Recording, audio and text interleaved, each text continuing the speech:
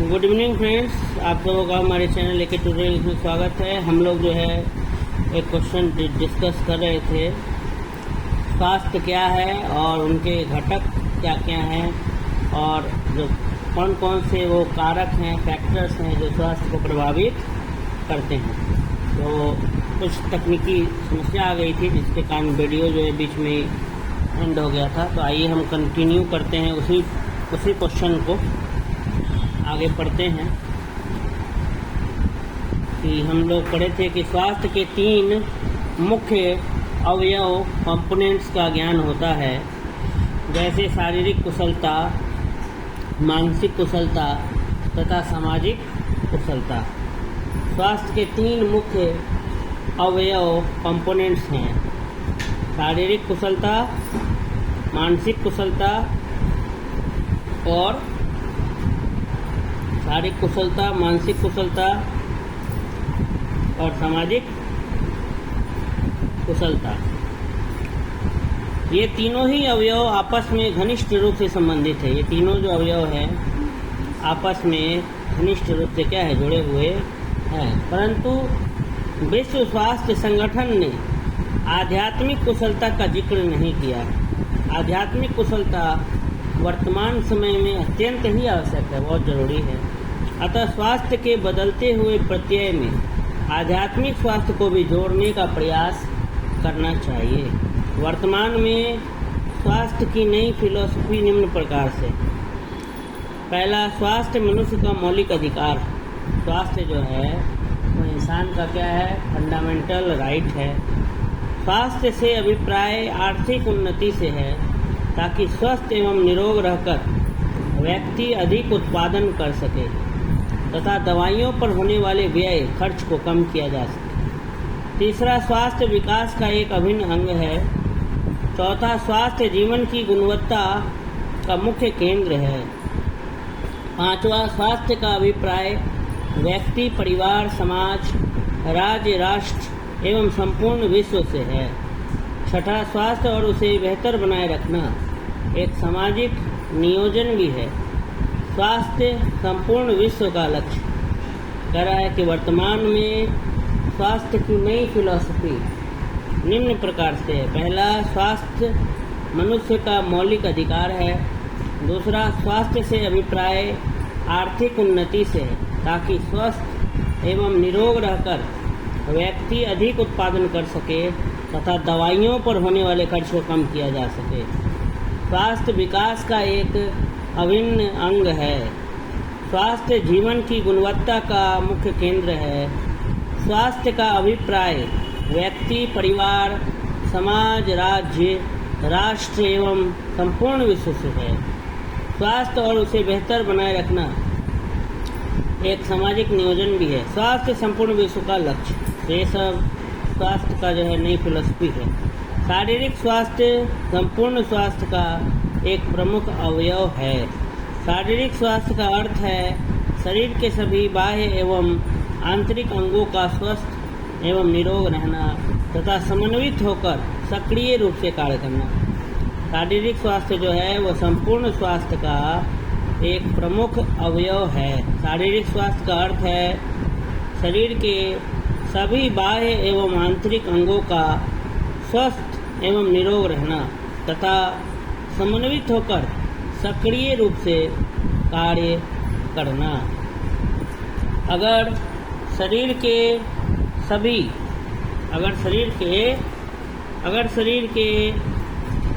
सभी अंग स्वस्थ रहते हैं और सुचारू रूप से कार्य करते हैं तो शरीर स्वस्थ रहता है। शरीर के स्वस्थ रहने से ही मन, आत्मा एवं मस्तिष्क स्वस्थ रहता है। फलतः कार्य करने की क्षमता बढ़ती है और व्यक्ति उत्साहपूर्वक, कुशलतापूर्ण एवं व्यवहारपूर्वक किसी भी कठिन से कठिन कार्य को संपन्न कर लेता है। कह रहा है कि शारीरिक स्वास्थ्य जो है वो संपूर्ण स्वास्थ्य का क्या है, एक प्रमुख अवयव है। शारीरिक स्वास्थ्य का अर्थ है शरीर के सभी बाह्य एवं आंतरिक अंगों का स्वस्थ एवं निरोग रहना तथा समन्वित होकर सक्रिय रूप से कार्य करना। अगर शरीर के सभी अंग स्वस्थ रहते हैं और सुचारू रूप से कार्य करते हैं तो शरीर जो है वह स्वस्थ रहता है। शरीर के स्वस्थ रहने से ही मन, आत्मा एवं मस्तिष्क स्वस्थ रहता है। फलतः कार्य करने की क्षमता बढ़ती है और व्यक्ति उत्साहपूर्वक, कुशलतापूर्ण एवं व्यवहारपूर्वक किसी भी कठिन से कठिन कार्य को संपन्न कर लेता है। जब व्यक्ति अस्वस्थ रहता है या बीमार रहता है तो उसे खुलकर भूख नहीं लगती। व्यक्ति को चक्कर आना, जी मिचलाना, नींद न आना, गुस्सा आना आदि भिन्न भिन्न लक्षण दिखाई देने लगते हैं, जिससे वह क्रोधित, उदास, निराश, चिड़चिड़ा इत्यादि रहने लगता है। ऐसी परिस्थिति में उसे किसी भी कार्य को मन से नहीं कर पाता है। इसके अतिरिक्त सिर्फ बीमारी न होना या बीमारियों से छुटकारा पाना ही शारीरिक स्वास्थ्य का मतलब नहीं है, बल्कि उसे हाथ या पाँव से जो है हैंडीकैप भी नहीं होना चाहिए, दिव्यांग भी नहीं होना चाहिए। उसकी आँखें, कान, नाक एवं दांत सभी जो है दोष रहित होने चाहिए, कोई भी उसमें परेशानी नहीं होना चाहिए। तभी हम कह सकते हैं कि वह व्यक्ति शारीरिक रूप से क्या है, पूर्णतः स्वस्थ है। मैंने उसके सभी ऑर्गेन्स, शरीर का हर अंग जो है सही से काम करना चाहिए, किसी भी अंग में उसकी कोई परेशानी नहीं होनी चाहिए। तभी हम कह सकते हैं कि कोई भी व्यक्ति जो है वो फिजिकली क्या है, फिट है। आइए आगे देखते हैं। मानसिक स्वास्थ्य संपूर्ण स्वास्थ्य का एक बहुत ही महत्वपूर्ण अवयव है। अब मेंटल जो हेल्थ है, मेंटल हेल्थ, ये टोटल हेल्थ का एक बहुत ही महत्वपूर्ण, बहुत इम्पोर्टेंट जो है क्या है, कंपोनेंट है। जब किसी व्यक्ति का शरीर स्वस्थ होगा तो निश्चित ही वह व्यक्ति मानसिक रूप से भी क्या होगा, स्वस्थ होगा। शारीरिक स्वास्थ्य एवं मानसिक स्वास्थ्य में अटूट एवं अन्योन्य आश्रय संबंध है। कह रहा है जब किसी व्यक्ति का शरीर स्वस्थ होगा तो निश्चित ही वह व्यक्ति मानसिक रूप से क्या होगा, स्वस्थ होगा।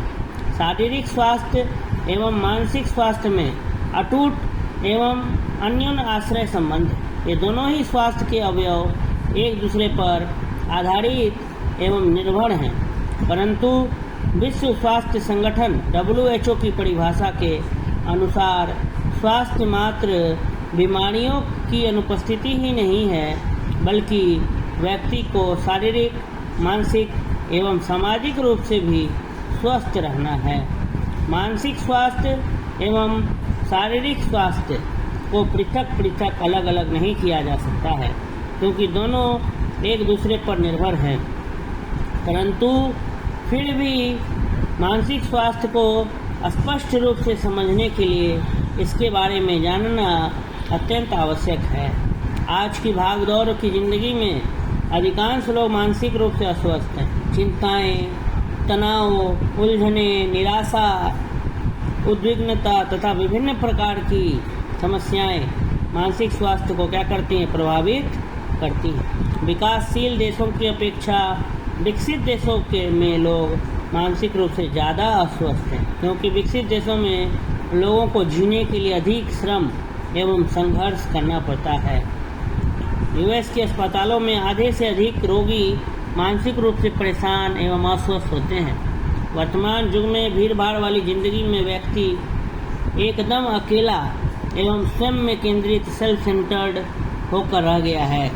दिन प्रतिदिन मानवीय मूल्यों, ह्यूमन वैल्यूज के ह्रास होने से व्यक्ति में निराशा, अकेलापन, असंतोष, उत्तरदायित्वों की कमी, धन की बढ़ती चाहत इत्यादि ने जन्म ले लिया है, जिससे व्यक्ति अशांत, निराश, उद्विग्न, चिंताग्रस्त, परेशान एवं मानसिक रूप से बीमार एवं रोगग्रस्त हो गया है।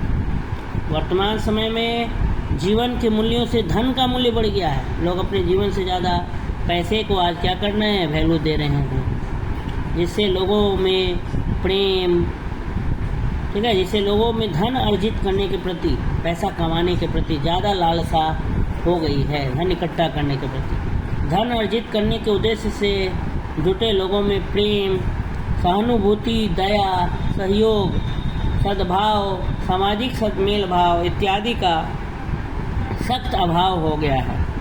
निरंतर नए ज्ञान एवं तकनीकी के विकास के साथ साथ मानव में भी संघर्ष करने की क्षमता बढ़ गई है तथा मानव भी मानव न रहकर एक मशीन की भांति कार्य करने में जुटा हुआ है, जिसका दुष्परिणाम है मानसिक अस्वस्थता। इंसान जो है वो अपने आप को इंसान नहीं समझकर मशीन की तरह लगातार दिन रात मेहनत कर रहा है, पैसा कमाने के लिए, अपनी ज़रूरतों को पूरा करने के लिए सिर्फ अधिक से अधिक लालसा के कारण पैसा कमाने में वो जुटा हुआ है, जिसके कारण वो मेंटली कभी कभी अनफिट भी हो जाता है। स्वास्थ्य को निर्धारित करने वाले अनेक तत्व एवं कारक हैं। इनमें से कई कारक ऐसे हैं जो व्यक्ति विशेष की शारीरिक संरचना एवं वातावरण पर निर्भर करता है, जिसमें व्यक्ति रहता है तथा कार्य करता है। स्वास्थ्य को निर्धारित एवं प्रभावित करने वाले तत्व एवं कारक निम्नलिखित हैं। पहला है शारीरिक संरचना एवं वंशानुक्रम, फिजिकल स्ट्रक्चर एंड हेरेडिटी। दूसरा है वातावरण का कारक, इन्वायरमेंटल फैक्टर, ठीक है। तीसरा है आपका रहन सहन का स्तर, स्टैंडर्ड ऑफ लिविंग। चौथा है शिक्षा, एजुकेशन। पांचवा है आर्थिक स्थिति, इकोनॉमिक फैक्टर। और सातवां यहाँ पर है छठा है ऑक्यूपेशन, पेशा। और सातवां हेल्थ सर्विसेज, स्वास्थ्य सेवाएं। तो कह रहा है कि स्वास्थ्य को निर्धारित करने वाले ऐसे तो बहुत सारे तत्व और कारक हैं, तो उनमें से हम कुछ कारक को यहाँ पर क्या करेंगे, डिस्कस करेंगे, जो बहुत महत्वपूर्ण कारक हैं, फैक्टर हैं, इम्पोर्टेंट फैक्टर्स जो हेल्थ को, स्वास्थ्य को क्या करते हैं, प्रभावित करते हैं। तो पहला जो हमारा टॉपिक है, पहला जो हमारा फैक्टर है, कारक जो स्वास्थ्य को क्या करता है, प्रभावित करता है, तो उसमें है पहला कारक में, ठीक है, पहला कारक में हमारा आता है शारीरिक संरचना एवं वंशानुक्रम, फिजिकल स्ट्रक्चर एंड हेरेडिटी। मनुष्य की शारीरिक संरचना एवं आनुवंशिकता, आनुवंशिकता हेरेडिटी मतलब होता है कि पेरेंट्स से, माता पिता से बच्चों में जो गुण ट्रांसफ़र होता है, जो लक्षण, जो गुण ट्रांसफ़र होता है, उसको हेरेडिटी कहते हैं, ठीक है। तो मनुष्य की और शारीरिक संरचना जो फिजिकल स्ट्रक्चर है वो, तथा हेरेडिटी आनुवांशिकता से प्राप्त गुण उसके स्वास्थ्य को क्या करता है, प्रभावित करता है। जब बच्चा माँ के गर्भ में आता है तभी वह बहुत सारे पैतृक गुणों को अपने साथ ले आता है, जिसे परिवर्तित करना, बदलना सरल नहीं होता है। उर्वरन, फर्टिलाइजेशन के दौरान बालक 23 क्रोमोसोम अपनी माता से एवं 23 क्रोमोसोम अपने पिता से प्राप्त करता है। कह रहा है कि बच्चे का स्वास्थ्य जो है सबसे पहले निर्भर करता है कि जब वो माँ के गर्भ में रहता है, जब वो बहुत छोटा रहता है, तभी वह बहुत सारे पैतृक गुणों को अपने साथ ले आता है। पेरेंट्स का जो गुण है, ट्रेट है, उसको ले आता है, जिसे परिवर्तित करना, जिसे बदलना सरल नहीं होता है, आसान नहीं होता है। उर्वरन के दौरान, फर्टिलाइजेशन के दौरान चाइल्ड जो है, बालक या बालिका जो है, 23 क्रोमोसोम अपनी माता से एवं 23 क्रोमोसोम अपने पिता से प्राप्त करता है। क्रोमोसोम में ही जीन पाए जाते हैं। इन्हीं जीनों में पैतृक गुण एवं लक्षण विद्यमान होते हैं। बायोलॉजी में आपने पढ़ा होगा ये सब, क्रोमोसोम, जीन्स, 10th क्लास में, ठीक है। तो जीन्स जो हैं वो कैरियर होते हैं कैरेक्टर्स के, फीचर्स के, ट्रेट्स के। तो क्रोमोसोम में ही जीन पाए जाते हैं। इन्हीं जीनों में पैतृक गुण एवं लक्षण विद्यमान होते हैं। यही कारण है कि माता पिता की शक्ल, रंग, लंबाई, सुंदरता, शारीरिक डील डॉल इत्यादि के अनुरूप ही बच्चा होता है। जिस प्रकार के माता पिता होते हैं तो कोई ना कोई गुण जो है बच्चा जो है अपनी माता या पिता से जरूर ग्रहण करता है।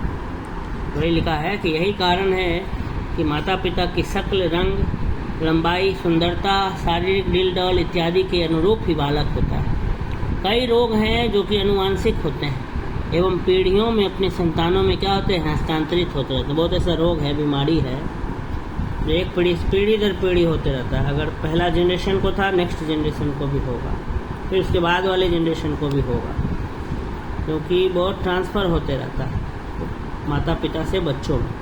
तो कई रोग हैं जो कि आनुवंशिक होते हैं एवं पीढ़ियों से अपनी संतानों में हस्तांतरित होते रहते हैं, जैसे मधुमेह, रंग अंधता, मानसिक बुद्धि, गठिया रोग, रक्तचाप, उपापचयन की अव्यवस्था, एड्स इत्यादि अनेक आनुवंशिक रोग हैं जो कि स्वास्थ्य को प्रभावित करते हैं। इसी तरह कुछ व्यक्तियों की शारीरिक संरचना इस तरह की होती है कि वे या तो मोटे होते हैं या फिर दुबले, तथा इन्हीं कारणों से वे स्वस्थ नहीं रह पाते। तो ये पहला कारक था शारीरिक संरचना एवं वंशानुक्रम, जो स्वास्थ्य को क्या करता है, प्रभावित करता है। दूसरा कारक है वातावरण का कारक, इन्वायरमेंटल फैक्टर। जल, वायु, मिट्टी, धूलकण, मौसम, बर्फ इत्यादि स्वास्थ्य को क्या करते हैं, प्रभावित करते हैं। बाह्य वातावरण जो एक्सटर्नल इन्वायरमेंट है, बाहर की मिट्टी, पानी, ताप, टेम्परेचर, वायु, प्रकाश, धूप, वायु, भोजन, ठंड, मौसम, वायुमंडलीय दबाव इत्यादि पर क्या करता है, निर्भर करता है। और आंतरिक वातावरण जो व्यक्ति के स्वयं के भीतर ही विद्यमान रहता है, जैसे कोशिका, उत्तक, अंगतंत्र, ठीक है, सभी का स्वस्थ रहना तथा सुव्यवस्थित होकर सामंजस्य स्थापित करते हुए कार्य करना। कह रहा है कि बाह्य जो और आंतरिक दोनों के बारे में बता रहा है कि आंतरिक जो फैक्टर है, जो कारक है, जैसे कोशिका, उत्तक, tissue cell, tissue, organ system, अंगतंत्र, सभी का स्वस्थ रहना तथा सुव्यवस्थित होकर सामंजस्य स्थापित करते हुए क्या करना, कार्य करना। व्यक्ति को आंतरिक एवं बाह्य दोनों ही प्रकार के वातावरण में सामंजस्य बनाए रखना होता है, एक्सटर्नली भी और इंटरनली, तभी उत्तम स्वास्थ्य का निर्धारण हो सकता है। इसके अतिरिक्त व्यक्ति में स्वयं की कुछ गलत आदतें विद्यमान रहती है, जिससे स्वास्थ्य क्या होता है, प्रभावित होता है। कुछ गलत आदतें व्यक्ति अपना लेता है, जिसके कारण उसका स्वास्थ्य क्या होता है, प्रभावित होता है। जैसे मद्यपान, शराब पीना, गांजा भांग का सेवन करना, ड्रग्स का सेवन करना, धूम्रपान, स्मोकिंग करना, पान, तंबाकू, गुटखा, खैनी खाने की आदतें, या फिर वेश्यागामी, ठीक है, होना, ये सब जो है कुछ ऐसे आदतें हैं जिसके कारण इंसान का स्वास्थ्य क्या होता है, बिगड़ता है। वातावरण से शारीरिक, मानसिक एवं सामाजिक स्वास्थ्य प्रभावित होता है। अच्छा एवं सुखद वातावरण ही अच्छे एवं कल्याणकारी स्वास्थ्य को प्रदान करता है, जिससे व्यक्ति शारीरिक, मानसिक एवं सामाजिक कार्य करने में समर्थ होता है। तरह के वातावरण से शारीरिक, मानसिक एवं सामाजिक स्वास्थ्य प्रभावित होता है। अच्छा एवं सुखद वातावरण ही अच्छे एवं कल्याणकारी स्वास्थ्य को प्रदान करता है, जिससे व्यक्ति शारीरिक, मानसिक एवं सामाजिक कार्य करने में समर्थ होता है। स्वच्छ वातावरण एवं प्रकृति के नियमों को पालन करना सुस्वास्थ्य की प्राप्ति के लिए आवश्यक है। अच्छा स्वास्थ्य अगर पाना है तो स्वच्छ वातावरण होना चाहिए और प्रकृति के नियम को हमें क्या करना होगा, पालन करना होगा। जैसे शुद्ध वायु में सांस लेना, शाम सुबह प्रकृति भ्रमण करना, नेचर में टहलना, हवादार मकान में रहना, निवास करना, पौष्टिक एवं संतुलित भोजन का सेवन करना, वातावरण स्वच्छ रखना इत्यादि से स्वास्थ्य का स्तर क्या होता है, ऊंचा उठता है तथा स्वास्थ्य उत्तम रहता है। तीसरा है रहन सहन का स्तर। ये भी जो कारक है ये हमारे स्वास्थ्य को क्या करता है, प्रभावित करता है। रहन सहन का स्तर भी व्यक्ति के स्वास्थ्य को प्रभावित करता है। अगर रहन सहन का स्तर निम्न होगा, एकदम खराब होगा, तो स्वास्थ्य का स्तर भी निम्न होगा। ठीक इसके विपरीत उच्च रहन सहन के स्तर से स्वास्थ्य भी क्या होगा, अच्छा होगा एवं उत्तम होगा। सामाजिक मूल्य, सोशल वैल्यूज एवं जीवन के मूल्य भी स्वास्थ्य के स्तर को निर्धारित करते हैं। मूल्य के द्वारा ही व्यक्ति को स्वास्थ्य के स्तर को बनाए रखने की प्रेरणा मिलती है। आर्थिक स्थिति, इकोनॉमिक कंडीशन भी रहन सहन के स्तर को निर्धारित करती है। कमज़ोर आर्थिक दशा से, अगर पैसे नहीं हैं, आर्थिक स्थिति खराब है, तो गरीब हैं अगर, तो कमज़ोर आर्थिक दशा से रहन सहन का स्तर क्या होगा? निम्न ही होगा। हर वो फैसिलिटीज़ नहीं मिल पाएगी जो अमीरों को मिल पाती। तो वही कह रहा है कि कमज़ोर आर्थिक दशा से आर्थिक स्थिति भी रहन सहन, स्टैंडर्ड ऑफ लिविंग तो क्या करता है? डिसाइड करता है, निर्धारित करता है। कमज़ोर आर्थिक दशा से रहन सहन का स्तर निम्न होगा। फलतः व्यक्ति आवश्यकताओं एवं आरामदायक वस्तुओं की भी पूर्ति नहीं कर पाएगा और स्वास्थ्य का स्तर प्रभावित होगा। परंतु कुछ व्यक्तिगत आदतें हैं, जैसे धूम्रपान, मद्यपान, ड्रग्स का सेवन, अस्वच्छ आदतें, गलत आसन, अधिक परिश्रम, असंतुलित भोजन, अनिद्रा इत्यादि से स्वास्थ्य क्या होता है? प्रभावित होता है। गरीबी से अपराध करने की प्रवृत्ति भी बढ़ती है, जैसे चोरी, डकैती, हिंसा जैसे असामाजिक व्यवहार पनपते हैं तथा धूम्रपान, मद्यपान, ड्रग्स का सेवन इत्यादि दुष्प्रवृत्तियाँ भी पनपती हैं। उच्च रहन सहन के स्तर से भी कई विकसित देशों में विभिन्न बीमारियां देखने को मिलती है, जैसे हृदय रोग, मोटापा, फेफड़े का कैंसर, एड्स इत्यादि। भारत जैसे विकासशील देश में विभिन्न प्रकार की बीमारियां प्रायः अशिक्षा, गंदगी, पौष्टिक तत्वों से हीन भोजन, असंतुलित भोजन, व्यक्तिगत अस्वच्छता, मल मूत्र एवं कूड़े करकट का उचित निष्कासन का अभाव, इन सब के कारण जो है बीमारियां फैलती हैं। संस्कृति एवं रूढ़िगत रीति रिवाज भी, कल्चर और जो कुछ एकदम रूढ़िवादी जो सोच है, वो भी स्वास्थ्य के स्तर को निर्धारित करने में अहम भूमिका निभाते हैं। अतः उत्तम स्वास्थ्य की प्राप्ति के लिए उच्च रहन सहन तथा उच्च सामाजिक स्थिति क्या है? अति आवश्यक है। चौथा कारक जो है वो है शिक्षा, एजुकेशन। शिक्षा स्वास्थ्य को प्रभावित करने वाला एक महत्वपूर्ण कारक, खासकर नारी शिक्षा, स्त्री को पढ़ाना अत्यंत आवश्यक है।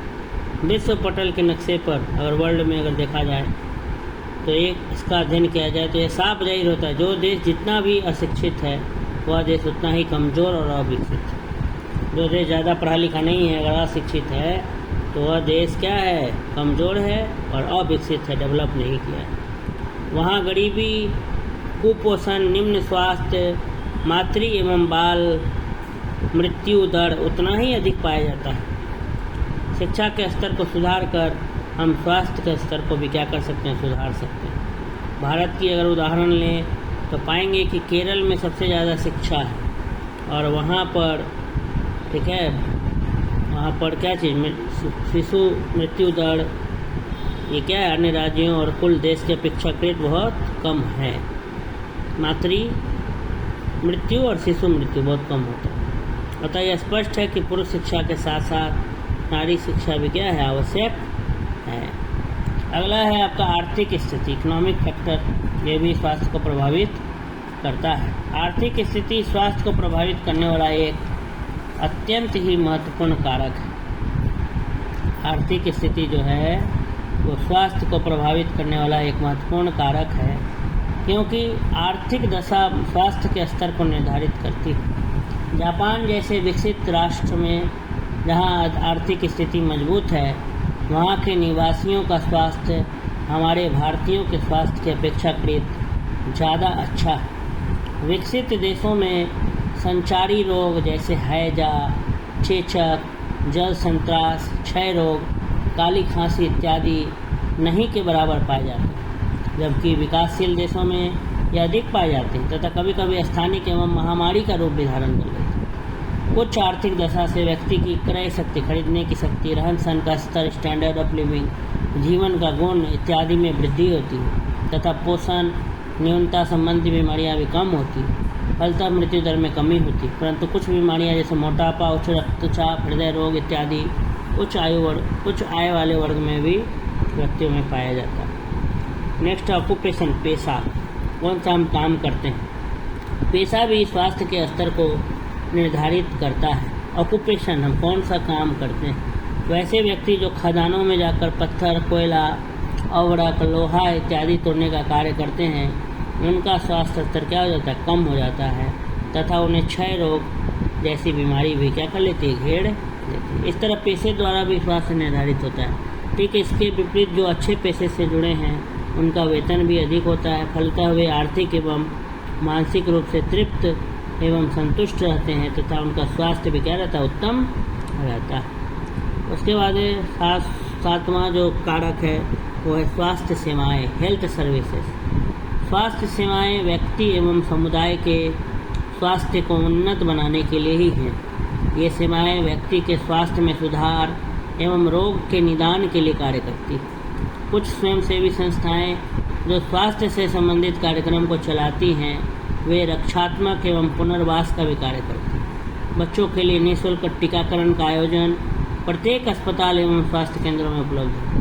पीने के लिए स्वच्छ पानी को मुहैया कराकर जल से फैलने वाले रोगों को रोका जा सकता है। इस प्रकार हैजा जैसे रोगों से होने वाली मृत्यु को रोका जा सकता है। गर्भावस्था में गर्भवती स्त्री के खान पान एवं स्वास्थ्य के स्तर को सुधार कर बाल मातृ की मृत्यु दर को रोका जा सकता है। कई प्रकार के अभियान जैसे पल्स पोलियो अभियान, नेत्र चिकित्सा कैंप, परिवार नियोजन अभियान, टीकाकरण अभियान, शिशु एवं मातृ कल्याण अभियान के माध्यम से रोग के उन्मूलन हेतु, रोग का जो रेडिकेशन है उसके हेतु प्रयत्न किए जाते हैं, कोशिश किए जाते हैं ताकि रोगों से होने वाली मृत्यु को रोका जा सके तथा स्वास्थ्य के स्तर को क्या किया जा सके, उन्नत किया जा सके। स्वास्थ्य सेवाएं व्यक्ति के विकास के साथ साथ सामाजिक एवं आर्थिक विकास के लिए भी आवश्यक एवं महत्वपूर्ण है। जनता में जागृति पैदा करके, लोगों में अवेयरनेस फैला करके उनके स्वास्थ्य को सुधारा जा सकता है। इसके लिए सिनेमा, दूरदर्शन, रेडियो,